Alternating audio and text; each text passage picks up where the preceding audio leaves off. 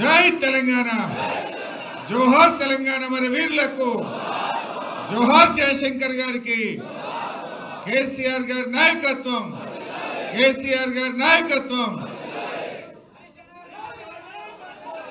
సభాధ్యక్షత వహిస్తున్న యువ శాసనసభ్యులు మా హ్యాట్రిక్ ఎమ్మెల్యే తమ్ముడు వివేక్ గౌడ్ గారికి,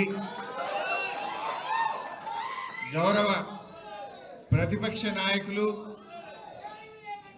శాసన మండలి సభ్యులు పెద్దలు సిరికొండ మధుసూనాచారి గారికి, మాజీ మంత్రివర్యులు సోదరిమణి సబితా ఇంద్రారెడ్డి గారు, సునీత లక్ష్మారెడ్డి గారు, పువ్వాడ అజయ్ గారు, గౌరవనీయులు మల్లారెడ్డి గారు, అదేవిధంగా గౌరవ శాసనసభ్యులు మాణిక్రావు గారు, చింతా ప్రభాకర్ గారు, కాలేరు వెంకటేష్ గారు, లక్ష్మారెడ్డి గారు, ముఠా గోపాల్ గారు, మా పార్లమెంట్ సభ్యులు గౌరవనీయులు రవిచంద్ర గారు, గౌరవనీయులు వినోదన్న గారు, పొన్నా లక్ష్మయ్య గారు, దేవి ప్రసాద్ అన్న గారు, ఆర్ఎస్ ప్రవీణ్ కుమార్ గారు, సలీం గారు, మా వేదిక మీద ఉన్న మా రవీందర్ రావు శాసన మండలి సభ్యులు పెద్దలు, ఇంకా వేదిక మీద ఉన్న మా శాసన మండలి సభ్యురాలు సోదరిమణి వాణిదేవక్క గారు, గణేష్ గారు, యాదవ్ రెడ్డి గారు, దాసోజు శ్రవణ్ గారు, గౌరవ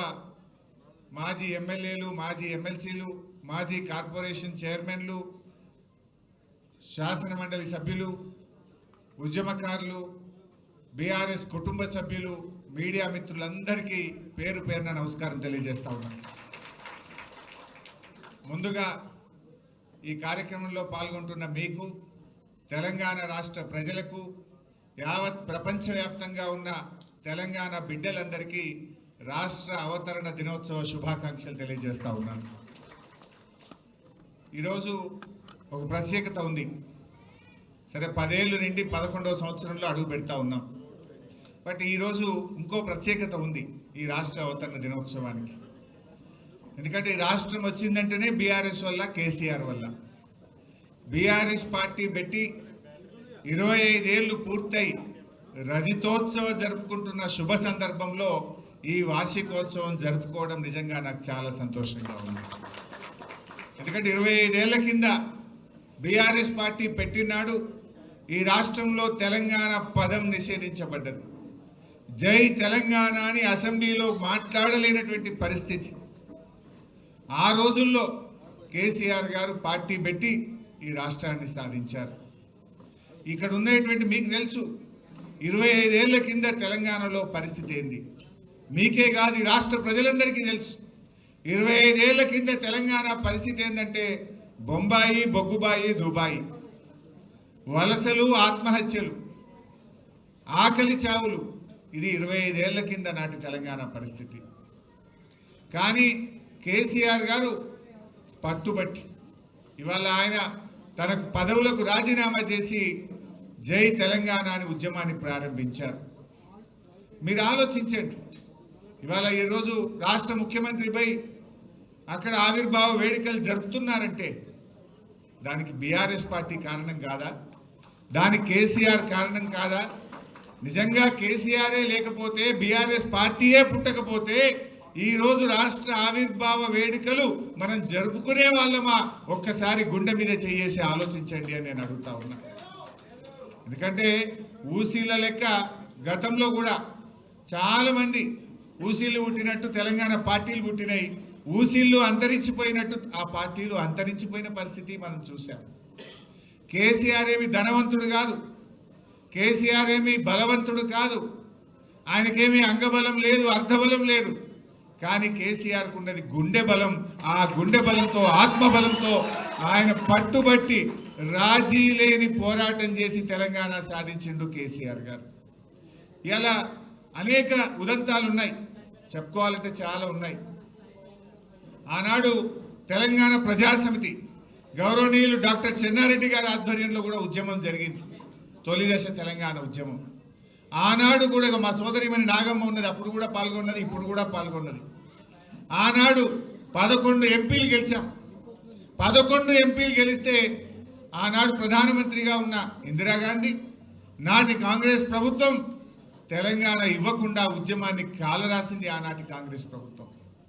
కానీ అదే కేసీఆర్ గారు మలిదశ తెలంగాణ ఉద్యమాన్ని ప్రారంభిస్తే ఏ ఇందిరాగాంధీ అయితే తెలంగాణను వద్దన్నదో అదే సోనియా గాంధీ గారి చేత తెలంగాణ ఇచ్చి తీరాల్సిన పరిస్థితి కల్పించిండు కేసీఆర్ బీఆర్ఎస్ పార్టీ.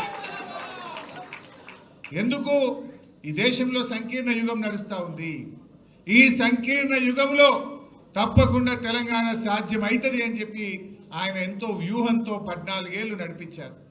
పార్టీ పెట్టడమే కాదు, అనేక ఇబ్బందులు ఆ రోజు చంద్రబాబు నాయుడు గారి చేతుల్లో కేంద్ర ప్రభుత్వం ఉండే ఢిల్లీలో ఆయన కత్తికి ఎదురులేని పరిస్థితి. ఇంకా 4 ఏళ్లు కేసీఆర్, ఆ రోజు ఇంకా 4 ఏళ్లు చంద్రబాబు నాయుడే ముఖ్యమంత్రిగా ఉండే పరిస్థితి. ఆ రోజుల్లో ఎవరు ధైర్యం చేయలే.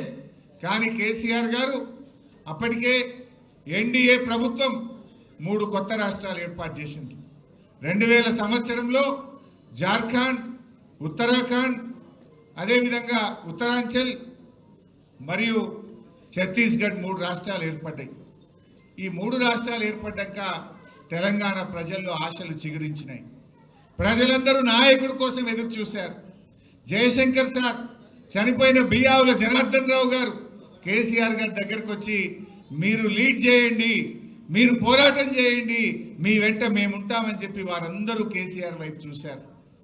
కానీ కేసీఆర్ గారు 1 సంవత్సరం ఆలోచించింది.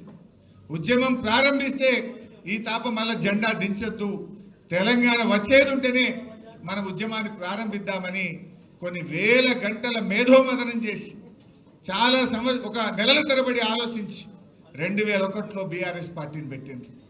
ఆ రోజు ఒక తెలంగాణ ఉద్యమానికి ఒక అపకీర్తి ఉండేది. ఎవరికి పదవి రాకపోతే వాడు జై తెలంగాణ అంటాడు అనే ఒక అపకీర్తి ఉండేది. ఆ రోజు కేసీఆర్ గారు ఆలోచించి తన పదవులను, డిప్యూటీ స్పీకర్ పదవిని, ఎమ్మెల్యే పదవిని, తెలుగుదేశం పార్టీ రాష్ట్ర కార్యదర్శి పదవులను గడ్డిపోచల్లాగా పదవులు వదిలి ఉద్యమాన్ని ప్రారంభించిండు. ప్రజల్లో నమ్మకాన్ని కలిగించిండు. ప్రజలను ఒక్కతాటి మీదకి తెచ్చే ప్రయత్నం చేసిండు. ఇవాళ తెలంగాణ వచ్చిందంటే ప్రజలను సమీకరించడం, దేశంలోని పార్టీలను ఒప్పించడం, ఈ 2 కేసీఆర్ గారు చేసింది. అంబేద్కర్ గారు సూచించిన మార్గం బోధించు, సమీకరించు, పోరాడు. అంబేద్కర్ చెప్పిన బాటలో నడిచిండు కేసీఆర్. గాంధీజీ గారు చూపిన అహింసాయుత మార్గంలో ఉద్యమాన్ని నడిపిండు కేసీఆర్.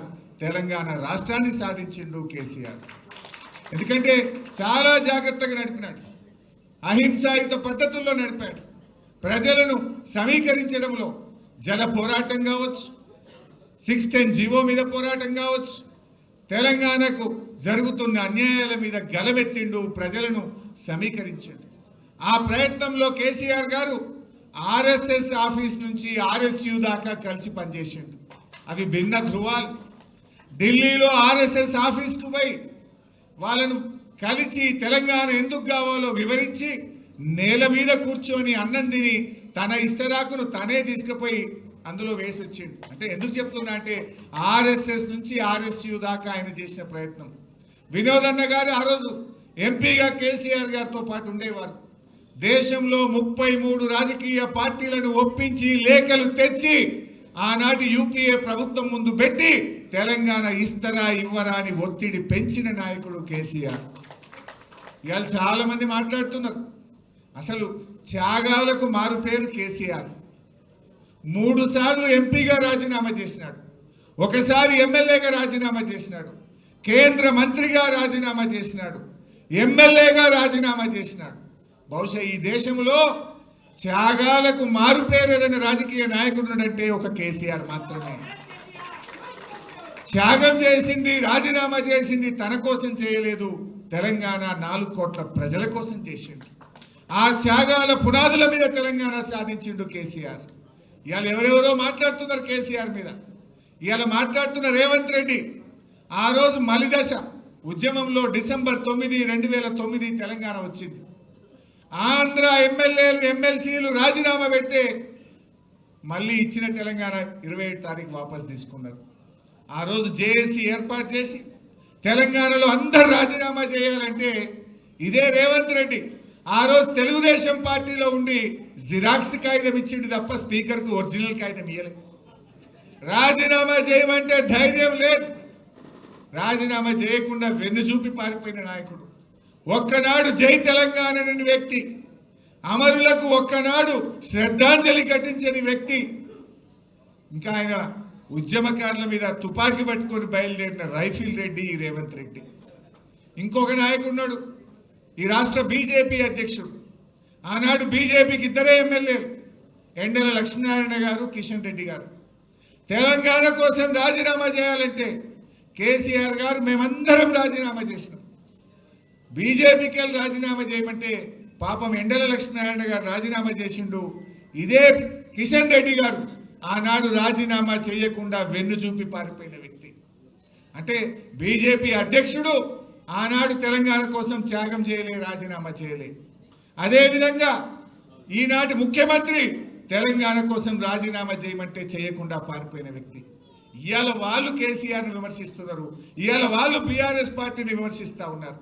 బీఆర్ఎస్ఏ లేకపోతే, కేసీఆర్ఏ లేకపోతే 14 ఏళ్ళు ఈ పోరాటాన్ని కొనసాగించుండకపోతే, ఆమరణ నిరాహార దీక్ష పట్టుండకపోతే ఇవాళ తెలంగాణ వచ్చునా ఒక్కసారి గుండె మీద చేసుకొని ఆలోచించాలని కోరుతాను. తెలంగాణ ప్రజలు స్వయం పాలనలో ఆత్మ గౌరవంతో ఈరోజు తెలంగాణ ప్రజలు బతుకుతున్నారంటే గులాబీ జెండా అనే దానికి కారణం అని చెప్పి నేను గుర్తు చేస్తాను. ఈ గులాబీ జెండా పుట్టుండకపోతే ఇవాళ స్వయం పాలనలో ఆత్మ గౌరవంతో తెలంగాణ ప్రజలు బతుకుండే వల్ల. ఆ రోజు ఏమందరూ తెలంగాణ వచ్చినాక కూడా అవమానపరిచిండ్రు. ఈ తెలంగాణ వాళ్ళకు పాలన చేత కాదు, వీళ్ళు వస్తే నక్సలైట్ రాజ్యం అవుతుంది, వీళ్ళు వస్తే మత కలహాలు పెరుగుతాయి, వీళ్ళకి అసలు పరిపాలన చేతనైతుందా అని మాట్లాడినటువంటి నోళ్ళు. ఆ నోళ్ల చేతనే శభాష్ కేసీఆర్ అని అద్భుతంగా 10 ఏళ్ళు పాలించి చూపిండు మన నాయకుడు కేసీఆర్. ఎంత అద్భుతంగా జరిగిందో కూడా మీకు తెలుసు. రాష్ట్రంలో 10 ఏళ్లలో ఏ రంగంలో చూసినా తెలంగాణ దేశానికి మార్గదర్శకంగా నిలిచింది. ఆనాడు కేసీఆర్ అభివృద్ధిలో ఈ రాష్ట్రాన్ని అగ్రగామిగా నిలిపితే ఈనాడు రేవంత్ రెడ్డి అబద్ధాలలో అగ్రగామిగా ఈ రాష్ట్రాన్ని నిలుపుతా ఉన్నాడు. కేసీఆర్కు రేవంత్ రెడ్డికి తేడా ఏంటంటే అభివృద్ధిలో కేసీఆర్ అగ్రగామి, అబద్ధాలు ఆడడంలో రేవంత్ రెడ్డి అగ్రగామిగా నిలిచింది. ఇవాళ ఈరోజు కూడా రాష్ట్ర అవతరణ వేడుకల్లో కూడా రేవంత్ రెడ్డి ఆయన ఉపన్యాసాల్లో అన్ని అబద్ధాల పరంపరనే. ఇవాళ ఆయన మాట్లాడుతూ అంటాడట, మహిళలకు 21,000 కోట్ల రూపాయల వడ్డీ లేని రుణం ఇచ్చినట్టట. ఇచ్చినావా రేవంత్ రెడ్డి? నేను సవాల్ విసురుతున్నా, నువ్వు 21,000 కోట్ల వడ్డీ లేని రుణం ఇచ్చినట్టు జీవో చూపించు, ఆధారం చూపించు, నేను రాజీనామా చేయడానికి సిద్ధంగా ఉన్నా. నువ్వు ఇచ్చింది 21,000 కోట్లు వడ్డీతో కూడిన రుణాలు ఇచ్చినావు తప్ప అక్క చెల్లెలకు వడ్డీ లేని రుణాలు ఇవ్వలేదు. ఆ అక్క చెల్లెలను మోసం చేసినావు నువ్వు. ఇవాళ ఆయన మాట్లాడుతుండు 60,000 ఉద్యోగాలు ఇచ్చిన నోటిఫికేషన్లు చూపి. నీ ప్రభుత్వం వచ్చినాక ఉద్యోగాలకు 60,000 ఉద్యోగాలకు నువ్వు నోటిఫికేషన్లు ఇచ్చినట్టు చూపి రేవంత్ రెడ్డి. నువ్వు ఇచ్చింది కేవలం 10,000 మాత్రమే. ఆ మిగతా ఉద్యోగాలు కేసీఆర్ గారి నోటిఫికేషన్ ఇచ్చి, పరీక్ష పెట్టి, ఫలితాలు ఇచ్చి, ఫిజికల్ టెస్ట్ చేస్తే వాటికి కాయిదాలు పంచినవు తప్ప నువ్వు ఇచ్చింది కానే కాదు రేవంత్ రెడ్డి అని గుర్తుపెట్టుకో. అన్ని అబద్ధాలే. ఆయన మాట్లాడుతూ 275 లక్షల మెట్రిక్ టన్నుల పంట పండింది అన్నాడు. పండింది ఎవరి పుణ్యం? బీఆర్ఎస్ ప్రభుత్వ కృషి వల్ల, కేసీఆర్ యొక్క ముందు చూపుతో పండింది. నువ్వు వచ్చినాక రేవంత్ రెడ్డి నీ ఏడాది అర్థం పాలనలో ఒక ప్రాజెక్టు కట్టినవా? ఒక ప్రాజెక్టు పూర్తి చేసినవా? ఒక్క ఎకరానికి నీళ్ళు ఇచ్చినవా? ఒక్క చెరువు తవ్వినవా? ఒక్క చెక్ డ్యామ్ కట్టినవా? నువ్వు చేసిందేంది? ఇవాళ 275 మెట్రిక్ టన్నుల పంట పండిందంటే అది బీఆర్ఎస్ 10 ఏళ్ల కృషి అని చెప్పి ఈ రాష్ట్ర రైతాంగానికి తెలుసు.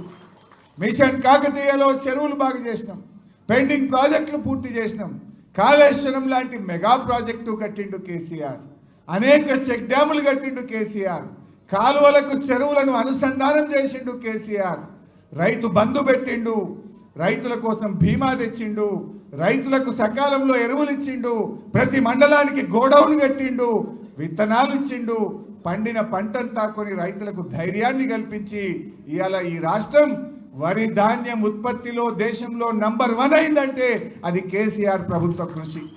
నువ్వు 275 లక్షల మెట్రిక్ టన్నుల పంట పండింది అంటున్నావు. ఏం చేసినావు రైతులకు ఒక్కటి చెప్పు. ఒక చెరువు తవ్వితేవా, ఒక ప్రాజెక్టు పూర్తి చేస్తేవా, ఒక ఎకరానికి నీళ్ళు ఇస్తేవా? నువ్వు చేసింది ఏమున్నది? రైతు బంధు ఎగ్గొట్టినవు, రైతు బీమా బంధు పెట్టినవు. నువ్వు చేసింది ఏముంది? చారాణ రుణమాఫీ చేసినావు, బారాణ రుణమాఫీ ఎగ్గొట్టినవు. ఇంతకు మించి నువ్వు రైతులకు చేసిన ఒక్క మంచి పని ఉంటే చెప్పు. రైతులు మొలకెత్తుతుంటే ధాన్యపు కుప్పల మీద గుండాగి రైతులు చనిపోతుంటే నువ్వు అందాల పోటీల్లో మునిగి తేలినవు రేవంత్ రెడ్డి. అందాల పోటీలకు రివ్యూలు చేసినావు, అందాల పోటీలను 5 సార్లు పోయి పాల్గొన్నావు. కానీ రైతుల ధాన్యం ఎందుకు కొంటలేరని ఒక్కనాడు రివ్యూ చేయలేదు. నీ మంత్రులు కానీ నువ్వు కానీ ధాన్యపు రాచుల మీద గుండాగి చనిపోయిన రైతుల్ని పరామర్శించే సమయం మీకు చిక్కలేదు. ఇది ఈరోజు చేస్తున్నది. నువ్వు అన్ని అబద్ధాలే. ఎన్ని అబద్ధాలు మాట్లాడిండు? 15 ఆగస్టు నాడు ఈ రాష్ట్రంలో రైతుల రుణమాఫీ చేసి తీరుతా అన్న ముఖ్యమంత్రి ఈ రోజు కన్నా చేసినావా? మళ్ళా 15 ఆగస్టు వచ్చింది. ఒక్క ఏడాది కడుపు కట్టుకుంటే 40,000 కోట్ల రూపాయల రుణమాఫీ చేస్తా అన్నావు. నువ్వు చేసింది 16-17 వేలే. మరి కడుపు కట్టుకోలేదా? మిగతా పైసలు ఢిల్లీకి కప్పం కట్టినవా? నీ జేబుల్లోకి పోయినాయా? ఎక్కడికి పోయినాయో చెప్పు. ఎప్పటిలోగా చేస్తావో చెప్పు. నువ్వు దేవుళ్ళ మీద ఒట్టు పెట్టి 15 ఆగస్టులోగా రుణమాఫీ చేస్తా అని మాట తప్పినావు. మొన్న అసెంబ్లీ సమావేశాల్లో మార్చి 31వ తేదీ కల్లా రాష్ట్రంలో రైతులందరికీ రైతు బంధు వేస్తా అన్నావు. 31 మార్చి పోయింది, ఇవాళ 2 జూన్ వచ్చింది. ఈరోజు కూడా రైతు బంధు డబ్బులు రైతులకు పల్లె. అసలు నువ్వు ఒక్క విషయమన్నా రాష్ట్ర అవతరణ దినోత్సవం నాడు కూడా నిజం మాట్లాడకపోతే వెనకటికి ఏదో శాపం ఉన్నట్టు ఏదో అంటారు చూడు, నువ్వు అబద్ధం ఆడకపోతే తలబలిగి చనిపోతావు అన్నట్టు ఈ రేవంత్ రెడ్డికి అట్లాంటి శాపం ఏదో ఉన్నట్టు అనిపిస్తుంది నాకు. అబద్ధాలు తప్ప నిజాలు పలకడు. మరి మన కేసీఆర్ అభివృద్ధిలో ఈ రాష్ట్రాన్ని అగ్రగామిగా నిలిపిండు. ఎన్ని అద్భుతాలు! ధాన్యం ఉత్పత్తిలో నంబర్ 1, డాక్టర్ల ఉత్పత్తిలో తెలంగాణ నంబర్ 1 చేసిండు కదా.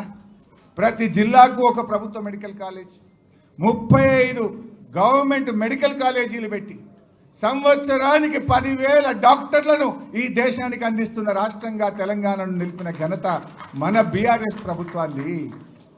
తలసరి ఆదాయంలో తెలంగాణ నంబర్ 1, విద్యుత్ వినియోగంలో తెలంగాణ నంబర్ 1, మరి జిఎస్డిపి పెరుగుదలలో తెలంగాణ నంబర్ 1, రాష్ట్ర సొంత ఆదాయ వనరుల వృద్ధిలో తెలంగాణ నంబర్ 1, గొర్రెల మాంసం ఉత్పత్తిలో తెలంగాణ నంబర్ 1, చేపల ఉత్పత్తిలో తెలంగాణ నంబర్ 1, చెట్ల పెంపకంలో తెలంగాణ నంబర్ 1.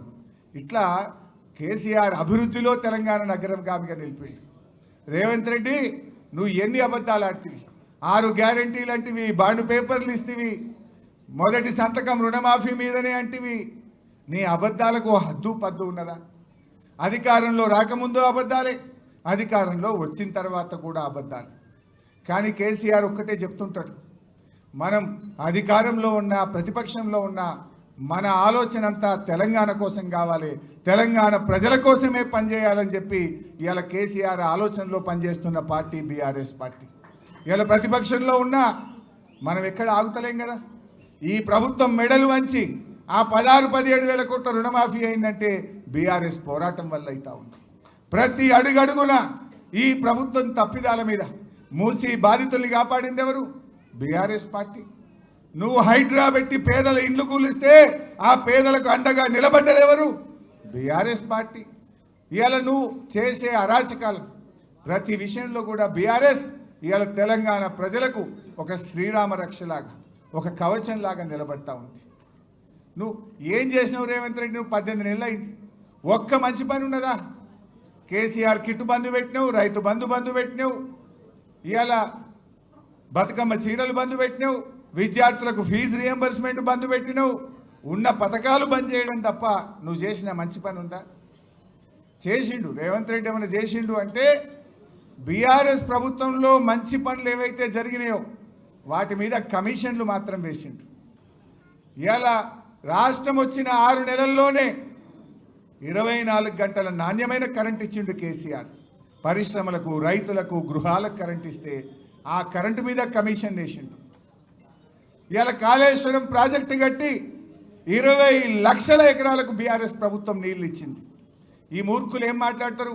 ఒకడంటాడు 1 ఎకరానికి నీళ్ళు రాలేదంటాడు, ఒకడంటాడు 50,000 ఎకరాలే వచ్చినాయి అంటాడు, ఒకడంటాడు 1,00,000 ఎకరాలకే నీళ్ళు వచ్చినాయి అంటాడు. నేనంటలేను, నీ ఇంజనీర్లు ఈ కాంగ్రెస్ ప్రభుత్వానికి ఇచ్చిన నివేదికలో 20 లక్షల ఎకరాలు కాళేశ్వరం ద్వారా కొత్త ఆయకట్టు స్థిరీకరణ జరిగింది అని నీ ఇంజనీర్లే చెప్తా ఉన్నారు.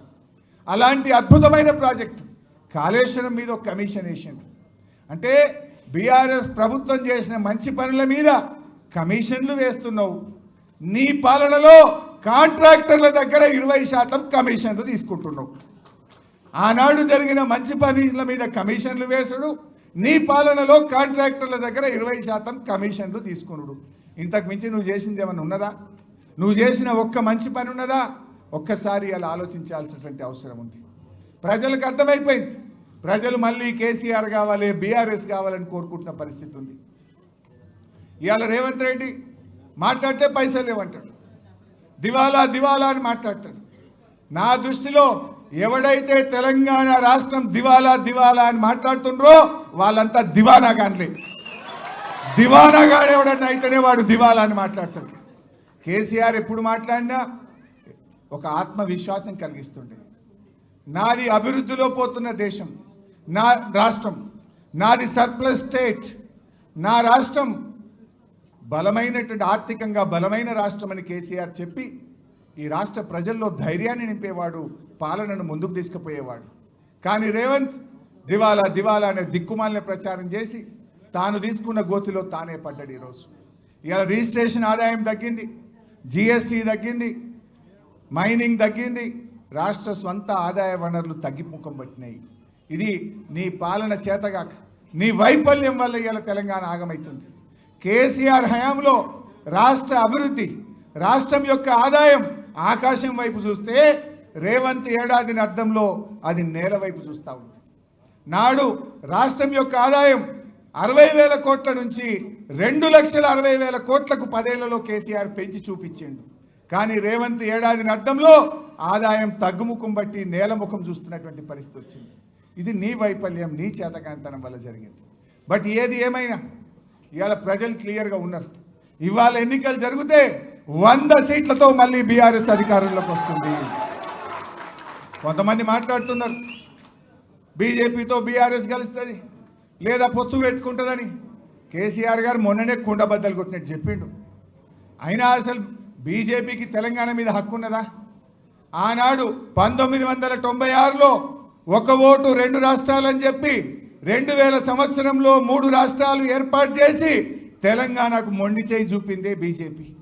చంద్రబాబుకు భయపడి తెలంగాణ ఇయ్యకుండా తెలంగాణ ప్రజల్ని మోసం చేసిందే బీజేపీ.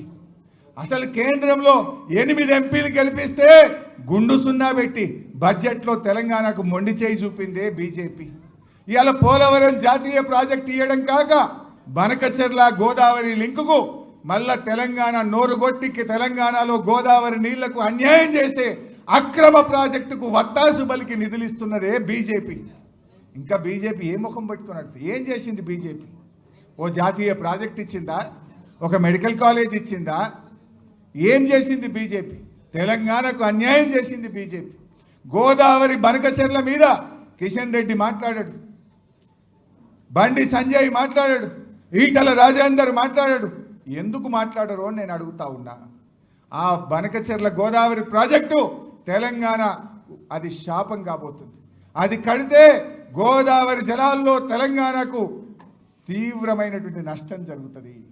ఈ కాంగ్రెస్ దద్దమ్మ ప్రభుత్వం కృష్ణా నదిలో మొన్న 65 టీఎంసీలు తక్కువ వాడింది. మన హక్కును కూడా వాడుకునే తెలివితేటలు లేవు. గోదావరి బనకచెర్ల ప్రాజెక్టు ఆపే విషయంలో ఇవాళ